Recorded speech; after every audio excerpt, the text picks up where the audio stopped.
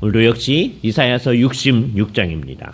지난주에 우리가 하나님의 이제 심판에 대한 얘기를 했는데 오늘도 계속해야 합니다.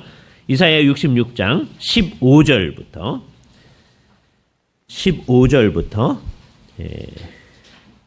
18절까지 있는 말씀, 이사야서 66장 15절부터 18절에 있는 하나님의 말씀을 들으십시오.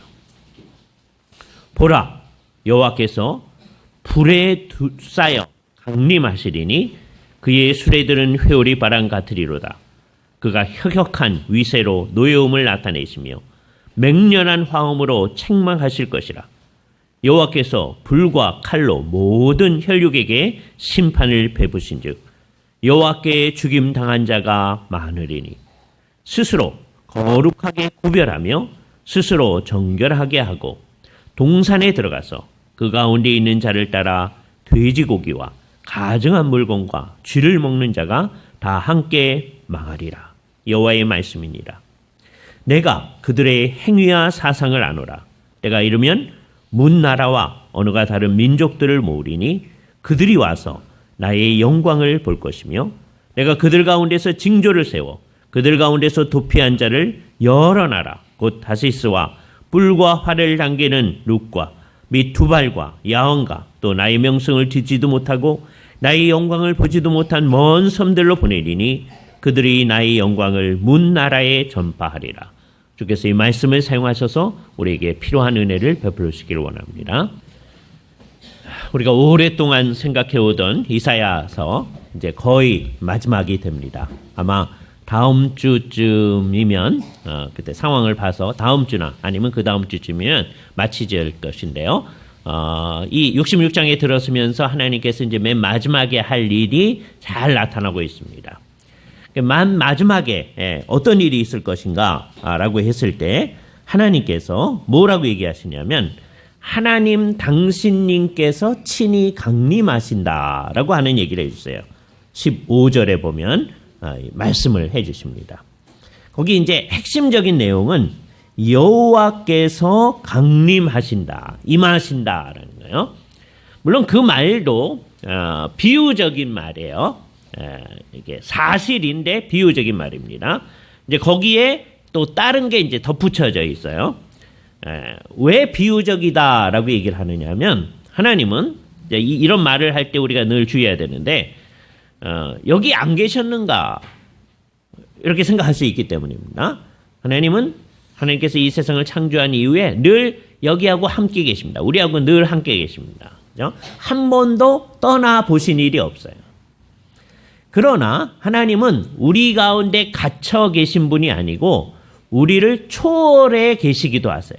이게 아주 기본적인 사실입니다.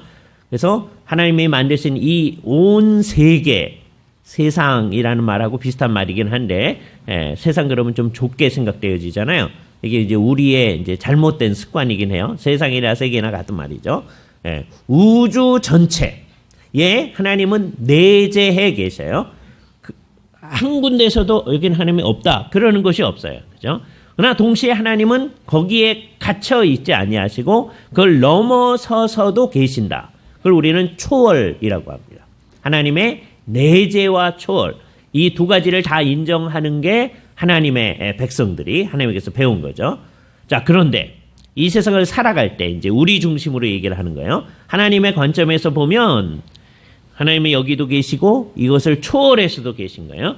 그러니까 그 일을 우리가 할 수도 없지만 온 세상을 다 다닌다고 해서 그냥 여기도 계시고 저기도 계시고 다 다닌다. 근데 그거를 동시에 해야 되니까 우리가 할 수도 없잖아요. 시간차를 가지고라도 우리가 온 세상을 다 다닐 수도 사실은 없습니다. 그죠? 우리의 짧은 인생을 살면서 어떻게 온 세상을 다 다니겠어요. 그죠? 몇몇 사람만 그렇게 이제 할 수 있겠죠. 그죠?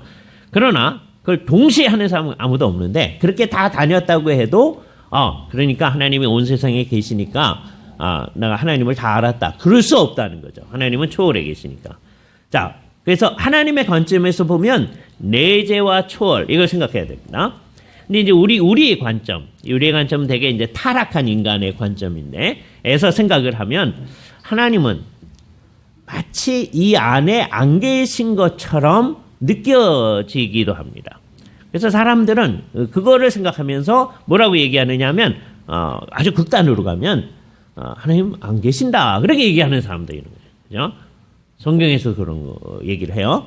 어리석은 자는 그 마음에 이르기를 하나님이 없다 하도다 이렇게 얘기하는 거예요. 그죠? 그렇게 말하는 사람들이 있는데 그게 다 사실은 객관적이지 않고 사람들이 그렇게 생각하는 거다 하는 거예요.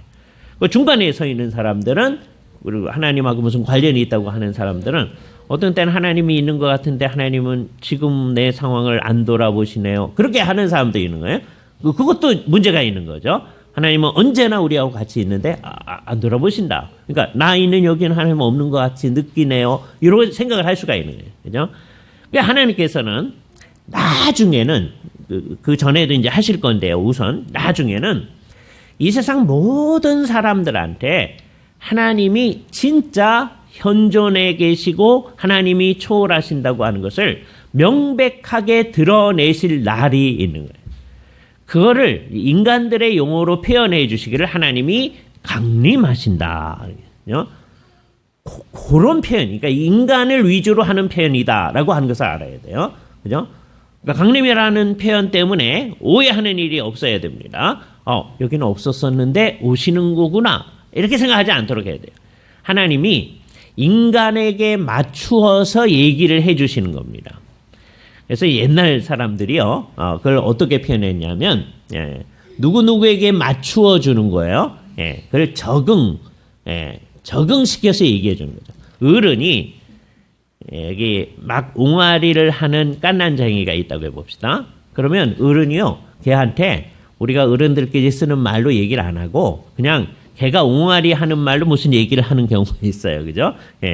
그리고 걔가 조금 자라나면 걔들이 쓰는 말 정도를 가지고 얘기하는 경우가 있습니다. 어떤 때는 이제 걔들을 훈련하기 위해서 좀 더 어른들이 쓰는 용어로 이제 하기도 하죠. 그러나 어떤 때는 그들이 쓰는 말로 얘기를 하는 경우가 있어요. 그런 것을 어린아이의 얘기 그렇게 얘기합니다. 베이비 톡. 그죠? 하나님이 우리한테 무슨 얘기를 하시는 게 이 성경의 계시가 성격이 그렇다. 우리에게 맞추어서 하나님이 얘기를 해 주시는 거예요. 그래서 어떻게 얘기하냐? 하나님이 강림하신다. 이렇게 얘기하는 거예요. 때때로 하나님께서는 역사의 과정 가운데 그렇게 한 적도 있습니다. 그러나 지금 여기 얘기하는 것은 종국적으로 하는 거예요. 예를 들어서 바벨탑 사건 같을 때 그게 아주 전형적으로 이게 그림 언어라고 하는 것을 우리로 하여금 생각하게 합니다. 하나님 뭐라고 하시냐면 내가 내려가서 사람들이 하는 일을 보리라. 이렇게 얘기해요. 그러니까 그 말이 그림 언어라고 하는 걸 생각하지 않으면 사람들이 막 바벨탑을 쌓고 있을 때요. 하나님은 여기 사람들이 어떻게 하는지를 모르는 것처럼 생각할 수 있잖아요.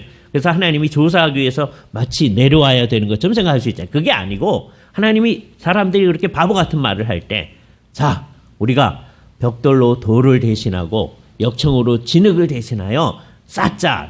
그죠? 그래서 그 꼭대기를 하늘에 닿게 하자. 이렇게 얘기하고 그래서 흩어짐을 면하자. 자기들끼리 뭘 한다고 대동단결해서 뭐 하려고 막 얘기를 할 때 하나님은 사실은 옆에서 다 듣고 계시는 거죠. 그러면서 그것이 옳지 아니하다. 하나님을 안 믿는 것, 사람들의 죄악을 집단화해서 나타낸다고 하는 것을 다 평가하고 계시죠. 그런데도 마치 사람들 수준에 맞춰서 내가 내려가서 저들이 하는 일을 보리라 이렇게 말씀하시잖아요. 그죠? 그게 우리에게 적응해서 하는 얘기다는 걸 알아야 돼요. 그래서 가끔 가다가 하나님께서 내려오셔서 하는데 아주 현저하게 하나님 당신님께서 친히 이 역사의 가운데 아주 분명하게 나타나신 일이 우리 주 예수 그리스도 안에서 하나님이 친히 사람의 형태를 취하셔서 인간성이라고 하는 것 취하신 거예요. 사람의 몸과 영혼을 취하셔서 이 세상에 오셨던 거죠. 그죠? 근데 그거는 제한성이 있습니다. 예수님이 유대 땅을 돌아다니시잖아요. 예수님께서는 유대 땅 바깥으로 가본 일이 없거든요. 그러니까 예수님을 볼 수 있는 사람이 제한되어 있는 거예요. 왜? 사람의 형태로 오셨기 때문에. 그래서 맨 마지막에는 이제 어떻게 하시냐. 하나님께서 친히 온 세상 사람들이 알 수 있도록 오신다. 오신다고 하는 게 없어서 오는 게 아닙니다. 이제는 그 말이 이해되시겠죠? 여기 계신데 사람들이 인정을 안 하고 있는 거예요. 누구라도 하나님이 우리 가운데 있음을 부인하지 아니하도록 오신다라고 하는 것이 있는 거예요. 그죠? 더군다나 이것이 신약에 와서는 이제 이 땅에 오셨던 예수님이 하나님이신데 동시에 사람이시죠. 예수님께서 이제 이 땅을 벗어나서 이제 죽으시고 부활하셔서 승천하셔서 하늘에 계시다가 그분이 다시 오시는 것과 연관이 되게 된 거죠. 그래서 구약 시대에는 여호와께서 오신다라고 하는 것, 그것이 신약에 있는 우리들에게는 예수님께서 다시 오신다는 말하고 연결이 되어지는 겁니다. 그리고 예수님께서 다시 오실 때 언제나 이건 주의해 생각해야 되는데, 사실 예수님만 다시 오시는 게 아니라 성령님께서도 성부 하나님께서도 같이 오시는 것이죠. 그래서 삼위일체 하나님께서 오시는 거예요. 오신다는 말이 아까 비유적인 말이라고 했습니다. 진짜로 오시는 거예요. 근데 그게 사실 뭐예요? 그 삼위일체 하나님이 여기 계시면서 동시에 초월해 계셨었는데 사람들이 인정하지 않는데, 이제는 믿는 사람은 물론 안 믿는 사람이라도 그것을 다 인정하게 오신다 라고 하는 것이 맨 마지막의 메시지입니다. 이사야서 맨 마지막에 우리한테 강력하게 얘기해 줍니다. 하나님이 오시는데, 그다음에 이것을 더 비유적인 말로 이제 표현을 하는데 뭐라고 얘기하느냐? 불에 둘러싸여서 임하신다. 이게 무슨 뜻일까요? 불에 둘러싸여서, 그죠? 찬연하게, 빛나게, 예? 이게 불이라고 하는 그 개념을 잘 생각을 해봐야 돼요. 요거를 조금 우리로 하여금 잘 알 수 있게 하는 게, 옛날에 가시떨기 불꽃 가운데서 여호와 하나님을 만난 모세를 생각해야 됩니다. 시내산이라는 산은 우리가 생각하는 산하고는 달리, 우리는 산에 가면 나무가 많이 있는 거죠. 시내산은 나무가 그렇게 많지 않은 산입니다. 주로 돌산이에요. 그죠? 지금은 낙산에 가면 그래도 나무가 좀 있어요. 저희가 어렸을 때, 제 살던 동네가, 어렸을 때 살던 동네가 낙산 바로 밑인데요.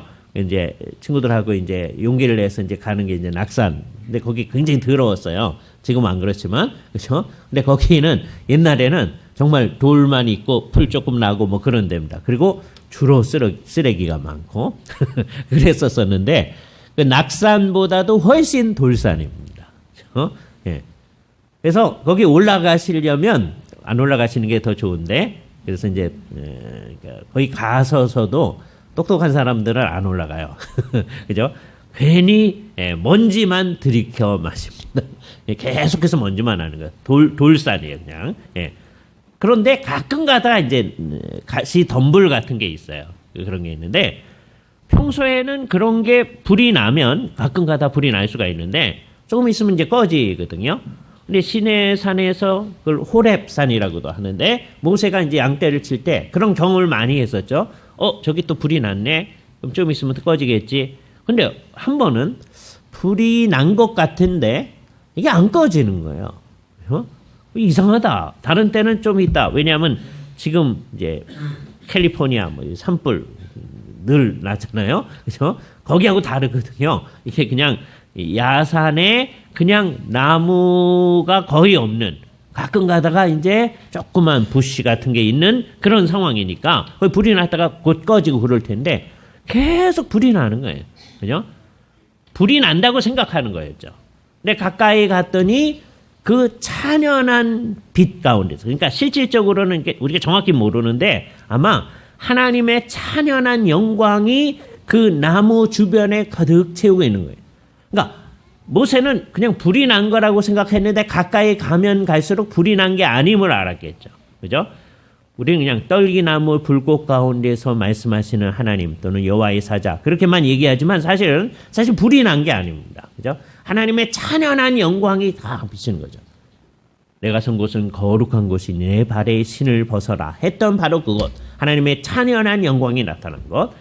그래서 언제나 하나님의 임재를 얘기할 때 늘 나타나는 이미지의 하나가 불입니다. 그리고 또 하나가 이제 구름이에요. 여기에 불과 구름이 이제 합쳐져서 나중에 이스라엘 백성들을 인도해 가는 불기둥, 구름기둥 생각하게 되는 거죠.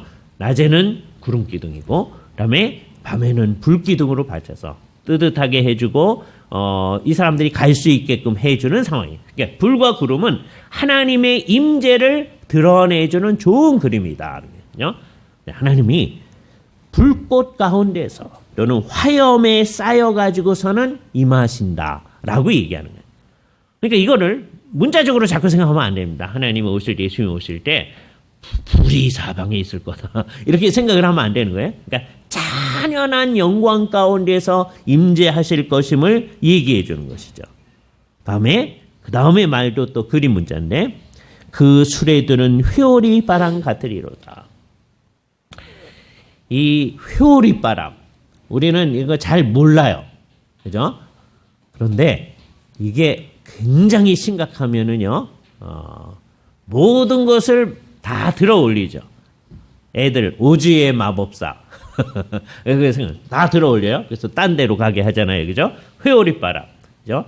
성경에 엘리야를 들어 올렸던 회오리 바람. 그러니까 모든 것을 다 들어 올리는 거예요.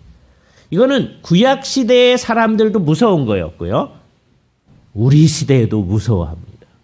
그런 게 임하고 나면 사람들이 어떻게 해야 될지 모르는 거예요. 그러니까 회오리 바람이라는 것은 모든 것을 다 쓸어 삼키는 거죠. 그런데 뭐가 그러느냐? 그 수레들은 회오리 바람과 같으리로다. 그 수레들이라고 하는 말, 그게 비유예요. 이걸 비유라고 생각 안 하면 하나님이 오실 때 수레 타고 오시죠. 그렇죠? 그렇지 않다는 거죠. 예. 그러니까 불과 수레가 있는 거죠. 그러니까 이게 뭐예요? 불수레, chariot of fire. 그렇죠? 열심히 달리는 사람을, 에릭이라고 하는 사람을 옛날에 그 말을 적용시켜서 불수레, 그 영화 보라고 여러 번 말씀드렸습니다. 주의를 잘 지키려고 애쓰는 올림픽에 나갔던 스코틀랜드의 젊은이를 묘사했던 그 영화, 이게 불마차, 불수레, 그죠? 여기서도 마찬가지예요. 불이 나타나고 수레예요. 그러니까 이게 다 비유적인 표현이다. 하나님이 아주 강력하게 임하심을 우리에게 얘기해 주는 거예요. 왜 이렇게 강력한 이미지가 나타나느냐? 누구라도 그것을 부인할 수 없게끔 하기 위해서. 하나님이 이렇게 강력하게 임하시면 어떤 일이 벌어지느냐? 두 가지를 중점으로 얘기합니다. 첫 번째, 뭐 하는 것이냐? 15절 뒷부분도 있는데 일단 기본적으로 16절, 여호와께서 불과 칼로 모든 혈육에게 심판을 베푸신다. 첫 번째 목적이 뭐냐? 심판이다. 심판을 위해서 주님께서 오신다. 이것을 우리는 가르쳐서 나중에 최후의 심판이라고 얘기합니다. 왜 최후의 심판이라고 얘기하냐? 이 세상 안에 하나님께서 가끔 심판을 하시는 경우가 있어요. 그런데 이 세상 역사의 과정 가운데 심판하는 경우가 있습니다. 아주 대표적인 게 아까 말했던 그 바벨탑 사건 같은 게 그런 거죠. 이거는 다른 거에 비해서 별거 아닌 것처럼 보이는데요. 그 후유증을 지금까지 우리가 알고 있습니다. 노아 홍수 사건 같은 거는 굉장했다는 것을 우리가 알잖아요. 그런데 그 후유증을 우리가 아는 건 없어요. 우리 조상들은 다 죽고 노아의 8식구만 남았다. 우리 그것만 생각하죠. 후유증은 없어요. 근데 바벨탑 사건에서는 뭐 별일이 일어난 것 같지는 않습니다. 근데 사람들의 언어가 달라지기 시작합니다. 그래서 그 후유증을 지금까지 앓고 있습니다. 그죠? 그래서 오늘 아침에도 오면서 설아자매하고 영어 공부 얘기하는 걸 했는데, 이렇게 공부를 많이 한 사람들도 영어 공부를 더 하기 위해서 애를 써야 되는, 또 다른 언어 공부하기 위해서 애를 써야 되는 그런 복잡한 상황, 그 사건서부터 우리가 얼마나 멀리 떨어져 있는데 그 후유증을 지금도 앓고 있는 거죠. 그러니까 바벨탑 심판 같은 거는 정말 흥미로워요. 다른 것은 그때 굉장한 거죠. 하나님께서 소돔과 고모라에 불을 내리셔서 화염과 불로 그들을 다 멸망시키시고 계속해서 심판받는 사람의 상징으로 소돔과 고모라의 상징이 되고, 노아 때도 그러시고, 아마 이건 단언을 할 수 없는데 폼페이 사건 같은 것이 일종의 심판일이라 이렇게 생각할 수 있겠죠. 그렇죠? 네. 성경에 있는 것은 단언할 수가 있습니다. 그러나 이 세상 역사 과정 가운데 있는 거는 단언해서 그렇다. 이렇게 얘기하기 늘 어려운 거예요. 그죠? 아마 그렇지 않을까? 그리고 확실한 건 나중에 하늘에 가서 여쭤봐야 됩니다. 하나님, 폼페이 그 사건이 하나님의 심판의 하나였습니까? 이렇게 여쭤봐야 되죠. 그죠? 늘 우리가 성경에 없는 건 단언을 못 합니다. 그러나 성경에 있는 건 아주 분명히 단언해야죠. 성경이 명백히 얘기하면 그건 그런 게 아니다. 그죠? 이 세상 사람들은 하나님 얘기하고 정반대되는 얘기를 하려고 해요. 그죠? 그리고 교회도 정신을 안 차리면 그럴 수 있지 이러는 거예요. 어제 KBS 심야 토론을 본 사람들 있을지 모르는데 안 보신 분들 반드시 가셔서 좀 보시기 바랍니다. 돌려서 그죠? 심야 토론. 동성애를 우리 사회에서 인정할 거냐 말 거냐에 대해서 두 진영 사람들이 나와서 얘기를 했어요. 동성애를 찬성하시는 분들 뭐라 그러냐면 뭐 좋은데 좋다는 건 아니에요. 결국 따져보면 그렇게 말하면 안 된다는 거예요. 그냥 동성애가 죄악이라고 얘기하면 안 된다. 동성애 죄악이라고 얘기하면 안 된다. 그 얘기예요. 그렇죠? 하나님 얘기하고 완전히 반대잖아요. 그죠? 이 세상 역사 가운데 있는 어떤 것들에 대해서는 우리가 이럴 수도 있고 저럴 수도 있어요. 대충 마음속에 이렇겠다는 생각 가지지만 단언은 못해요. 그러나 성경에 명백히 나와 있는 거에 대해서 우리가 단언할 수 있어요. 100% 단언할 수 있어요. 근데 이 세상의 이제 분위기는 어떻게 돌아가냐면 그렇지. 우리들끼리 그러는 거야 뭐 괜찮은데 그분들 하는 얘기가 그거예요. 당신네들끼리 그러는 거야 뭐 마음대로 하시더만은 이 세상에 나와서 그 얘기를 하면 안 된다. 그러니까 성경 얘기를 이 세상에 나가서 이제 하면 안 된다는 거예요. 그러니까 그건 어떻게 되려고 하는 거냐면 앞으로 이제 지금 하려고 하는 방향이 그렇게 얘기를 하면 그것을 법률을 제정해서 그렇게 말한 거는 실정법을 위반한 것으로 해서 이제 계속 처벌을 해 나가는 거예요. 그래서 예를 들어서 아주 최소한으로 해서 그 말을 취소하기 전까지는 뭐 하루에 100원씩 한다라고 해도 그게 이제 하면 100원 할 리가 없죠. 상당히 많아지고 거기에 대해서 이제 옥에도 갈 수 있고 그렇게 할 수 있는 법을 마련하자라고 하는 것이 동성애를 찬성하시는 사람들의 이제 앞으로 가려고 하는 방향인 거예요. 그죠? 근데 이 세상에서 그거에 찬성하려고 하는 사람들이 이제 일부 있어요. 그런데 성경과 관련되어 있는 사람도 막 그렇게 하려고 하는 사람들이 막 있습니다. 그게 정말 우리는 아주 명백하게 이 세상에서 어떻게 해야 되나 하는 걸 생각을 해야 되는 거예요. 그죠? 자, 그래서 이 세상 역사의 과정 가운데서는 하나님께서 심판하시는 일이 부분적으로 있는데 사람이 잘못할 때마다 늘 그걸 어떻게 하시지는 않으세요. 하나님이 어떤 때는 심판하시고 어떤 때는 심판 안 하십니다. 그러니까 그 모든 것을 바로 잡을 일이 필요하잖아요. 그 역사의 과정 가운데 나타나는 심판을 다 바로 잡기 위해서 최후의 심판이라는 게 있다라고 하는 것을 아주 명백하게 성경이 구약에서도 가르치고 이제 신약에서도 가르치는 것이죠. 그렇죠? 맨 마지막 심판. 그 목적은 뭐냐? 모든 것을 바로 잡는 데 있습니다. 그때 어떤 것이 옳은가 하는 것이 명백히 드러나는 거예요. 그 기준은 뭐냐? 하나님의 뜻입니다. 하나님의 뜻에 근거해서 모든 것을 바로 잡는 거죠. 그죠? 네. 근데 하나님께서는 이미 당신님의 뜻을 우리에게 알려주신 게 있는 거예요. 그게 특별 계시고 그것을 성경 가운데 우리에게 기록을 해 주신 것이죠. 그러니까 그때 성경에서 우리가 배운 그 원칙을 가지고 주께서 최후의 심판을 하신다라고 하는 걸 생각할 때 우리는 계속해서 이 세상에서 하나님의 이 말씀을 잘 배워서 그것을 적용해 나가려고 하는 노력을 계속해 나가야 되는 거죠. 모든 것이 그냥 우리들만 내버려 두면 뭐 다 옳은 것도 없고 그런 것도 없는 상황 가운데로 가게 됩니다. 사람들은 늘 자기들끼리 이제 자기들 그룹 안에서 이게 옳다 그러다 뭐 이렇게 하는 거죠.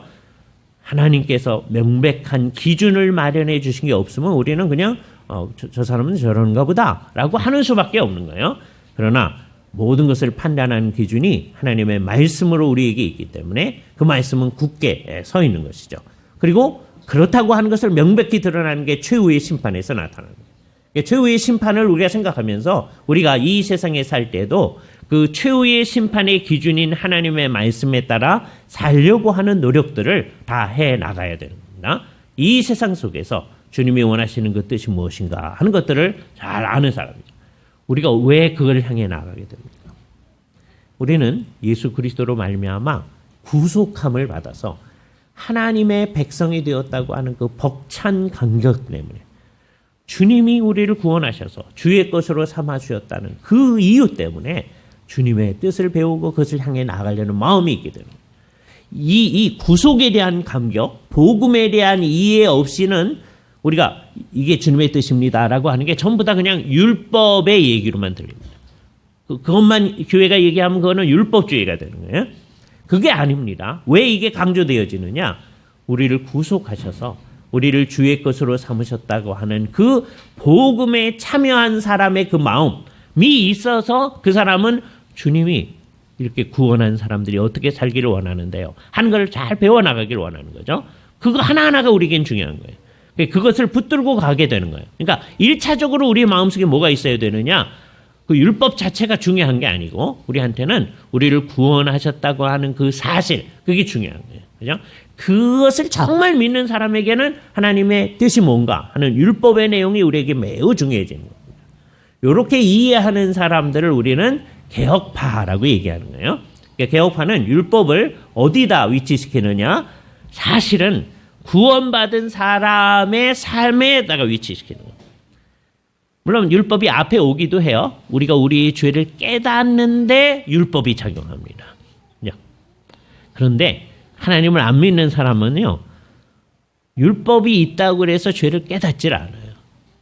바리새인들을 보세요. 율법의 얘기를 잘 듣고 지키려고 애쓰는 거예요. 근데 어떻게 하고 있어요? 나는 어려서부터 다 행하였나이다. 그래서 괜찮다고 생각하는 거예요. 그 사람들은 자기가 죄인이라고 생각을 안 해요. 그러니까 자신은 뭘 못하는 거예요? 율법의 진정한 의도를 생각하지 않는 거예요. 그러니까 엄밀히 따지고 우리는 앞에 놓기도 하는데, 율법으로 죄를 깨닫는다고 앞에 놓기도 하는데, 궁극적으로는 복음 사건 앞에서 내가 구속함을 받았다. 우리의 존재 전체는 복음의 결과로 이 세상에 있는 겁니다. 복음 때문에 우리가 이렇게 모여 있는 거고요. 복음 때문에 이제 너무너무 감사해서 이렇게 예배도 하는 거고, 너무너무 감사해서 율법의 말씀을 공부하기도 하는 거고, 주님이 그렇게 말씀하신 그것을 이루도록 살리겠습니다 하는 것이 나타나는 거죠. 그죠? 그리고 종국적으로 주께서는 그 하나님의 뜻에 의해서 모든 것을 심판하신다는 거예요. 그래서 최후의 심판의 목적, 최후의 심판이 있을 거고, 주님의 강림으로. 그리고는 이제 세상 전체를 새롭게 하는 일을 합니다. 22절에 보면 내가 지을 새하늘과 새 땅이 내 앞에 항상 있는 것 같이, 이렇게 얘기하잖아요. 온 세상을 새롭게 하신다는. 그러니까 맨 마지막에 있을 두 일이, 하나는 최후의 심판이고 하나는 온 세상을 새롭게 하는 거예요. 이게 우리에게 있을 건데, 근데 흥미로운 것은 여기 하나님께서 이제 심판을 하시는데요. 누구를 심판하느냐? 모든 혈육에게 심판한다. 그래서 이게 보편성을, 누구나 다 심판을 받습니다. 그렇죠? 우리가 다 그리스도의 심판대 앞에 나타날 거다. 그래서 여기 여호와의 심판이 결국 신약에서는 그리스도의 심판이 되는 거예요. 그렇죠? 그리스도께서 그 일을 실제로 수행하는 분이 됩니다. 마치 창조를 할 때 삼위일체 하나님이 이 세상을 창조하시는데요. 다 같이 관여하세요. 그런데 말씀이신 성자께서 그 일에 실제적인 일을 하시는 분이 되죠. 그렇게 일을 하는 사람을 에이전트라고 하잖아요. 창조의 에이전트인 성자, 그것을 표현하면서 말씀으로 이 세상을 창조하셨다. 말씀이 없이는 되어진 것이 없다. 이렇게 표현하는 거예요. 그러니까 창조할 때 성자가 앞장서셔서 성부, 성자, 성령 삼위일체의 뜻이 이루어지듯이, 그러니까 창조는 삼위일체의 일이에요. 심판도 마찬가지예요. 맨 마지막에 성자께서 심판을 하시는데 그 일이 결국 삼위일체 하나님의 심판이 되는 거죠. 그래서 결국은 하나님이 심판하신다는 말, 그리고 성자께서 심판하신다는 말이 같이 가는 겁니다. 최후의 심판은 이제 이렇게 되어질 것이다. 그죠? 모든 혈육. 그래서 우리도 다 심판을 받을 겁니다. 그죠? 심판을 받는데 우리가 행한 대로 심판을 받으면 어떻게 되겠어요? 행한 대로만. 예수 믿기 전에 행한 대로. 그럼 당연히 정죄받겠죠. 예수 믿기 전이니까. 그럼 예수 믿은 다음에 여러분이 애를 써서 열심히 한 거 있잖아요. 그거 가지고 이제 심판받는다면 어떻게 될까요? 그래도 애를 쓰니까. 안 될 것 같죠? 그래서 오늘서부터 마음을 딱 먹고 지금 하는 것보다 한 100배는 더 한다고 해봅시다. 예수를 믿는 사람으로서. 그럼 그거 가지고 심판받으면 야, 너는 내 뜻을 다 이루었다. 그럴 수 있는 사람 손 들으세요. 아무도 들 수 없을 때 손 들라고 한다고 그랬죠. 그죠? 우리 모두 우리가 행한 거로는 안 돼요. 행한 거로는 안 되니까 그러면 행하려고 할 필요도 없네요. 이게 이제 우리의 타락한 마음은 그쪽으로 갑니다. 그죠? 우리가 행한 거로 안 되지만 그래도 그것을 행해 보려고 노력을 하게 됩니다. 근데 우리는 그러니까 늘 애를 쓰고 노력하는데 늘 부족한 거로 나타나는 거예요. 이게 진짜예요. 그러니까 가짜는 뭐냐? 아무것도 안 하는 사람들. 지금 이제 우리의 문제는 우리 교회도 마찬가지고 한국 교회 전체 문제는 이렇게 주님의 뜻대로 해보려는 마음 자체가 없고 마음은 있어도 안 하는 게 훨씬 더 많습니다. 요게 가짜입니다. 또 하나 가짜는 뭐냐? 내가 열심히 해가지고요. 정말 잘했습니다. 괜찮습니다. 요거 가짜입니다. 왜요? 진짜는 뭐예요? 열심히 행하는데 늘 부족합니다. 이게 진짜입니다. 그죠? 이렇게 가르침을 받으니까 우리는 늘 부족하다는 말을 해요. 근데 그게 그냥 립 서비스, 입으로만 하는 경우가 있어요. 교회 안에서는 늘 그렇게 얘기하는 거다. 그거 가짜입니다. 이게 립 서비스면 어떻게 되는 거예요? 내가 잘했습니다. 그런 거거든요.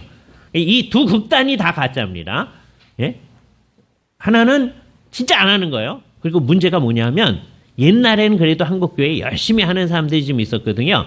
근데 이게 훨씬 더 많은 사람이 안 하고 있어요. 이게 끝까지 여기서 이제 회개하지 않냐고 끝까지 가면 진짜 예수를 믿는가 의심해야 돼요. 예수를 안 믿으면 결국은 최후의 심판에서 정죄받게 됩니다. 예수를 안 믿었기 때문에. 안 했기 때문에 정죄를 받는 게 아니에요. 안 믿어서 그런 거예요. 그죠? 그걸 잘 생각해야 돼요. 근데 열심히 예수를 믿는다고 하고 열심히 하는데 스스로 이 정도면 됐다. 부족하지만 그래도 됐다. 이거는 다 가짜인 거예요. 그죠? 누구보다도 열심히 하는데 이거 가지고 안 되는데 부족한데 이게 늘 진짜입니다. 그죠? 그러니까 우리가 늘 그 수준으로 가야 되는 거예요.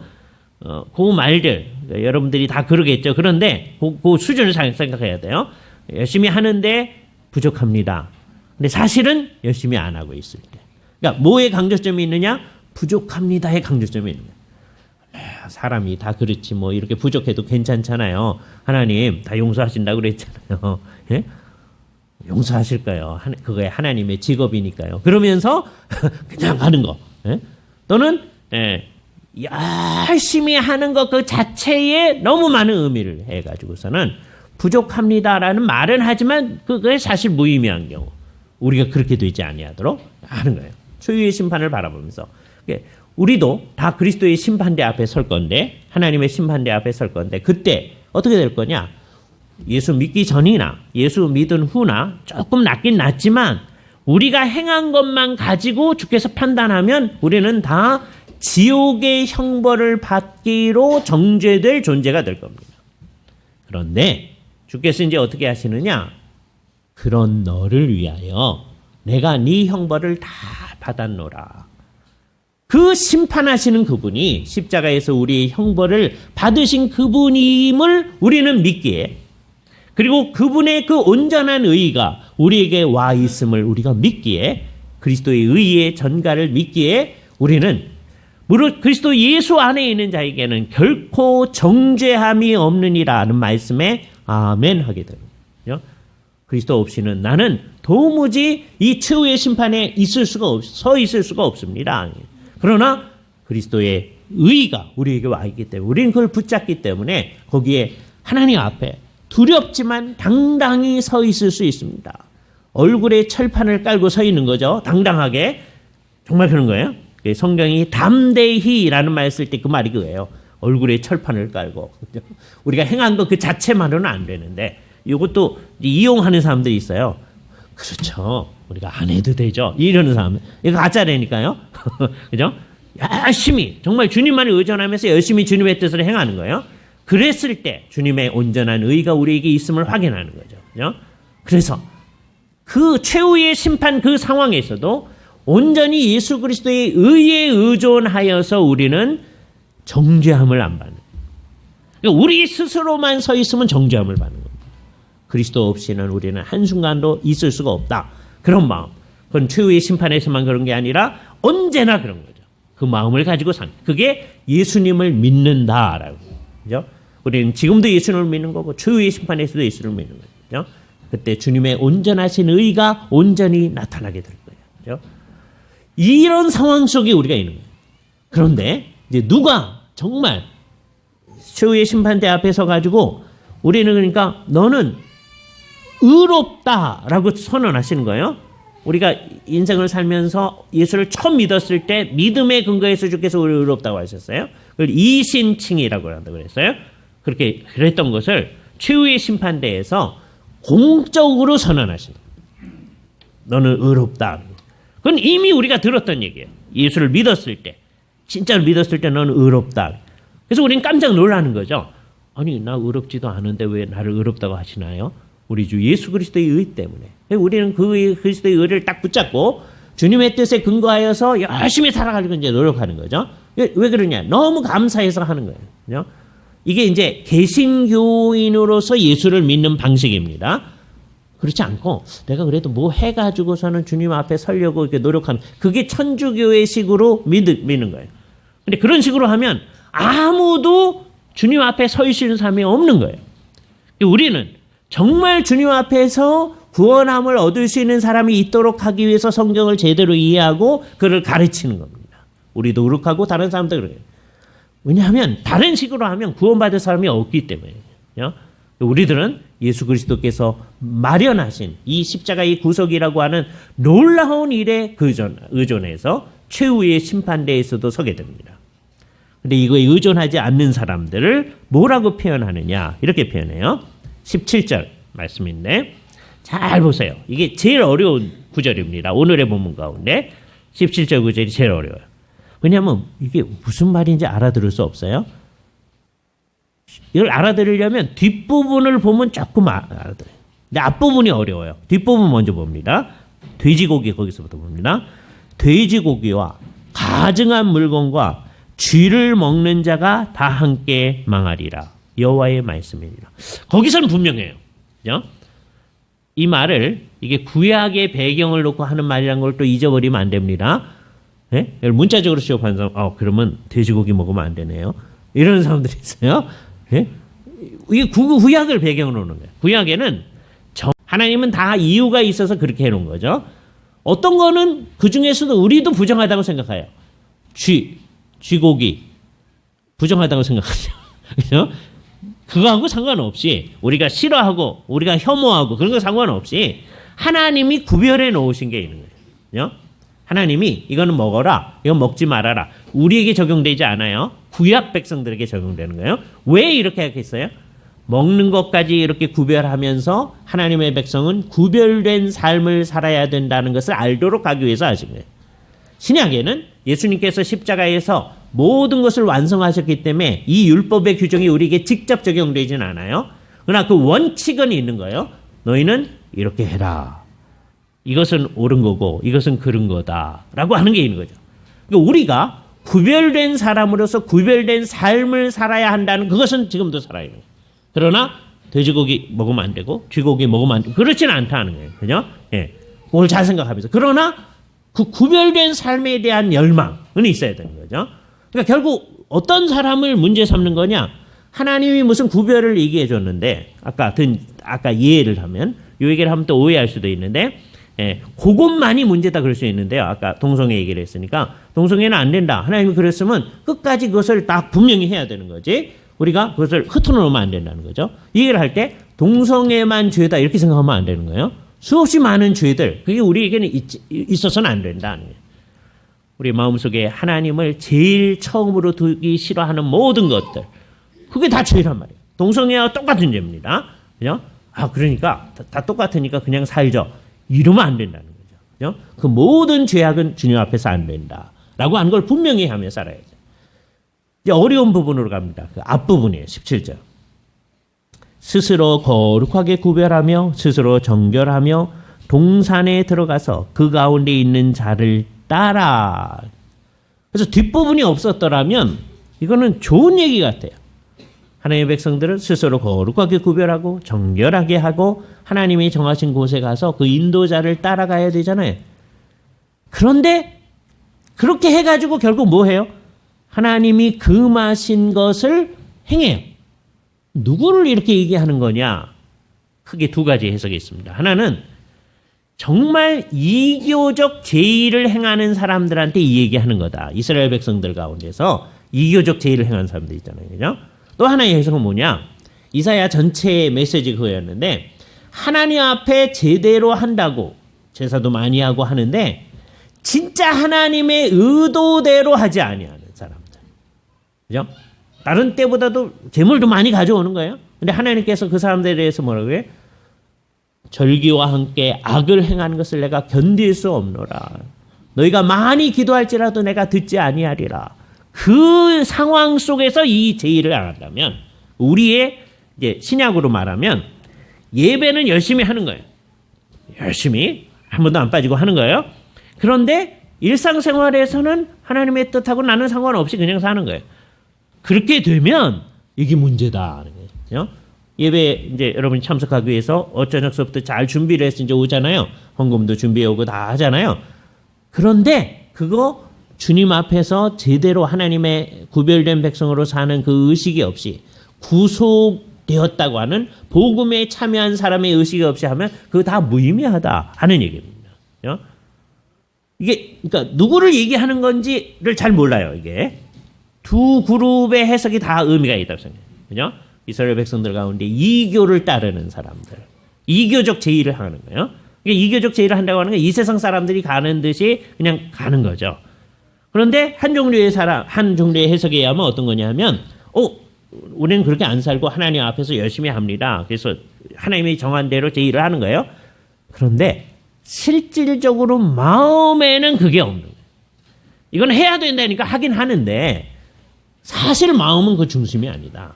이렇게 되면 이 두 해석이 다 좋은 해석입니다. 어느 해석이 더 옳다 그러기 어려워요. 지금 현재로서는 두 가지 다 옳다 그러긴 어려울 거예요. 그죠? 어느 게 더 옳은 해석일까? 앞부분 스스로 거룩하게 구별하며 정결하게 하고 동산에 들어가서 그 가운데 있는 자를 따라 라고 하는 얘기를 보면 이게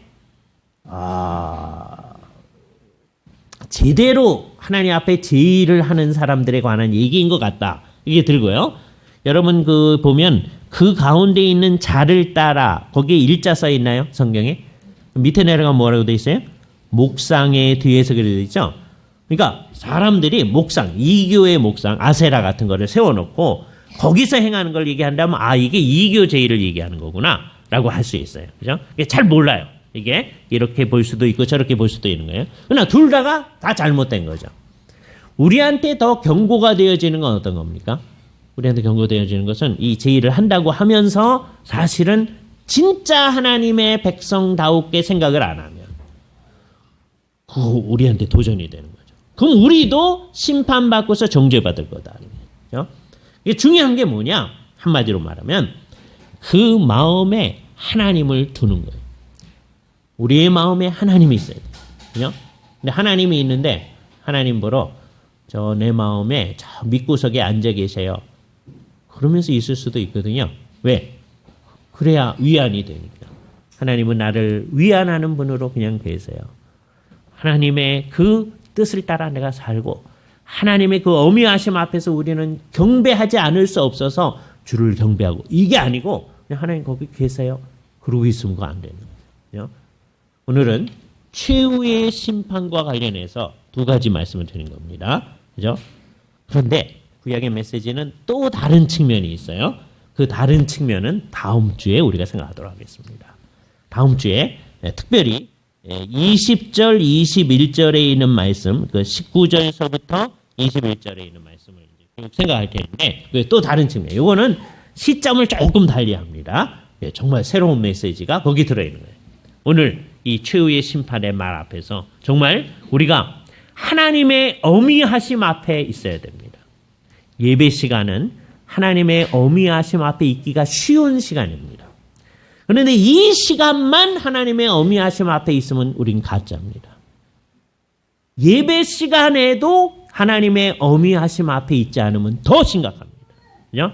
우리는 예배 시간에 정말 하나님의 어미하심 앞에 주님의 뜻이 뭔지 하는 것을 향해 나가는데 뭐 때문에 나가는 거예요? 복음에 대한 감격 때문에 나아가야 됩니다. 이 율법으로 하나님 무서워서 뭐 하고, 그건 기독교 아니에요. 그죠? 기독교는 여러분을 위협하는 종교가 아닙니다. 추후의 심판은 우리를 위협하기 위해 있는 게 아니에요. 복음이 우리로 하여금 주를 위해서 열심히 살게끔 말하는 겁니다. 그러나 우리가 암만 열심히 살아도 우리는 그거에 의존해 살지는 않는다. 그죠? 이 두 가지를 늘 같이 가지고 와야 돼요. 열심히 해야 됩니다. 그러나 우리의 열심에 의존하는 게 아니라 우리를 그렇게 열심히 만드시는 예수 그리스도의 십자가와 우리 안에서 역사하시는 성령님께 의존해 나가는 사람들이 될 수 있기를 바랍니다. 같이 기도하시죠. 거룩하신 주님, 주님의 말씀 앞에서 우리가 우리 자신을 돌아보옵나이다. 이사야의 맨 마지막에 최후의 심판에 관한 이 말씀을 주셨을 때 우리는 그 말씀의 의미 속으로 들어가 주님께서 우리에게 강조하시고자 하시는 것이 무엇인지를 깨달아 알되 예수 그리스도의 십자가와 부활에 동참하게 해주셨다는 복음의 감격에 근거하여 우리의 모든 것을 생각하고 받아들이고 주님이